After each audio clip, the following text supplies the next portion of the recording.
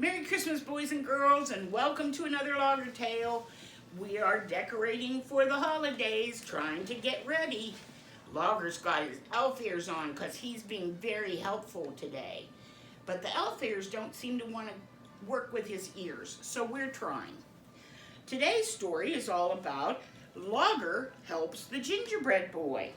What do you suppose, Lager? Can you tell us what you did, or do you want it to be a surprise? I guess it's going to be a surprise.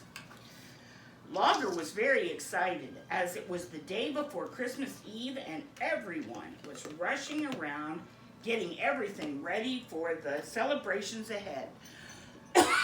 Excuse me. Cards had been posted, twinkly lights had been put up, and Christmas trees had been decorated. There was also another special event taking place on this busy day. The Christmas baking competition. Tasty goodies of all kinds would be judged, and the very best declared the overall winner. I think we're going to lose the elf ears and put them back here. There we go. This year's very important judge was Santa Claus, who had been flown in by Rudolph on his sleigh. Did you see Rudolph on his sleigh, Lager? Did ya? Lager's a friend of Rudolph, so I imagine he does. By the way, did you know that Santa Claus watches LagerTales? Well, he does. He told me so himself. We were at a party over at Victory and at their elementary school, and he told me there he watches LagerTales. All the bakers were busy making their goodies.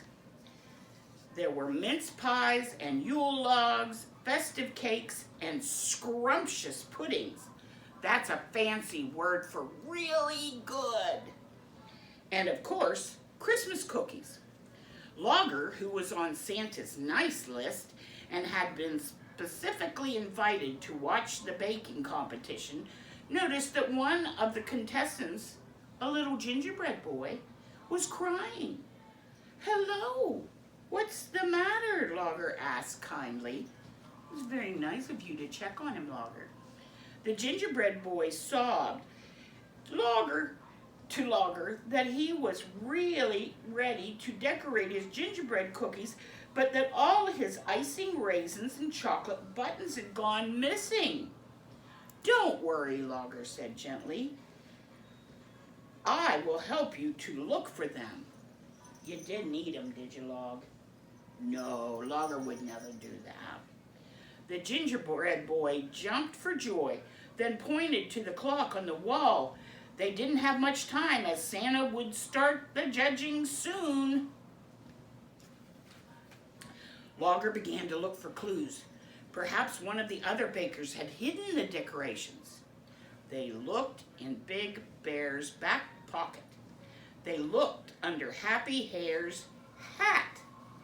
They even looked behind Eager Elf's ears, but the decorations were nowhere to be found. Then, just as they were about to give up, clever Lager noticed a little trail of icing sugar on the floor leading to the back door, and it had some very strange looking footprints in it. Uh-oh, what do you suppose it was? They followed the footprints as they stepped outside. They saw some icing splats and blobs and a few raisins that had been dropped. There was a loud crunching, followed by an even louder munching sound coming from Santa's sleigh. Lager, what do you suppose? Is it Rudolph? Tell Mom, is it Rudolph eating them?